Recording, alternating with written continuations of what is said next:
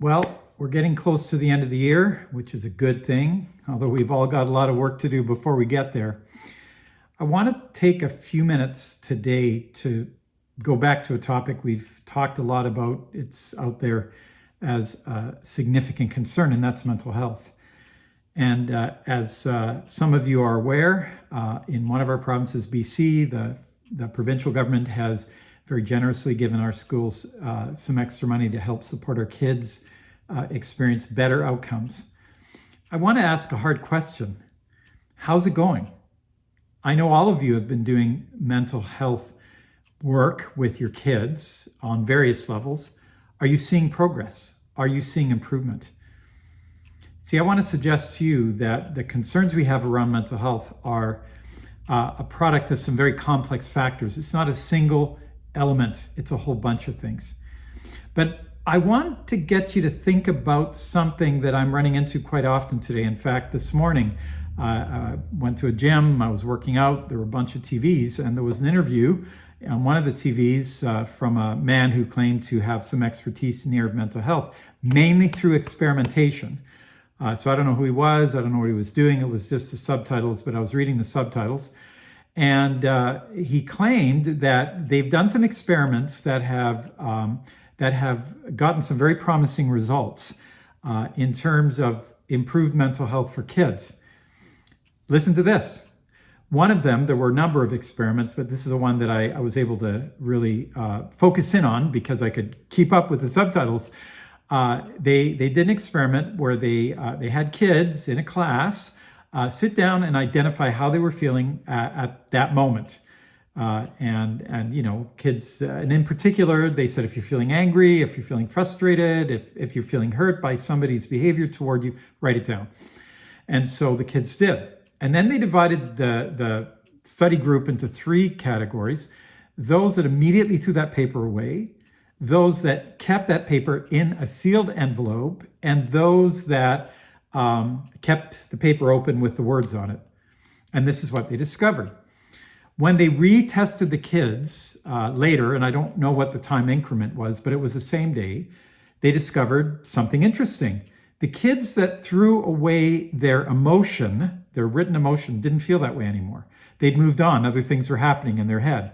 The kids that had them in a sealed envelope weren't as aware of that emotion, but it was still there. And then the ones who had the emotion on that piece of paper in front of them, they still felt that way.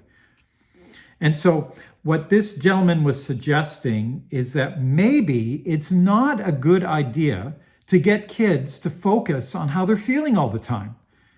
Maybe it's a better idea to get the kids to acknowledge they might be feeling one way or another, but then to move them away from that emotion, to focus less on the emotion and to focus more on other things, because it seems to have a beneficial impact on mental health.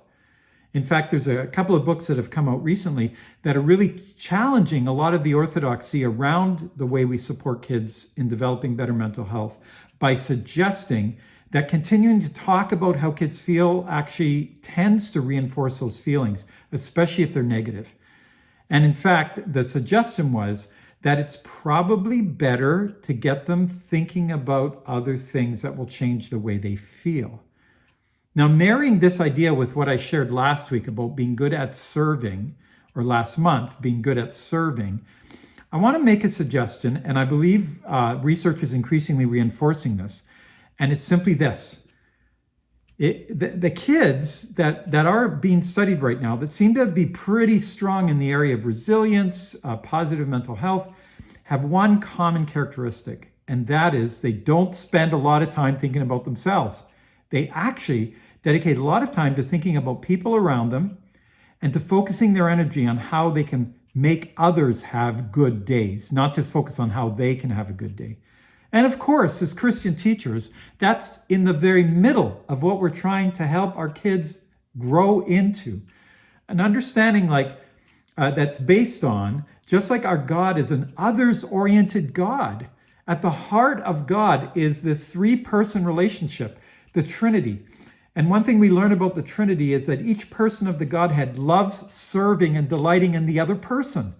That's why the Bible says God is love. It's not an abstract thing. It is a practice thing within the Godhead, because the Son loves the Father and serves the Father. The Father loves the Son. The Spirit serves. There's this beautiful circle of mutual service, sacrificial service within the Godhead.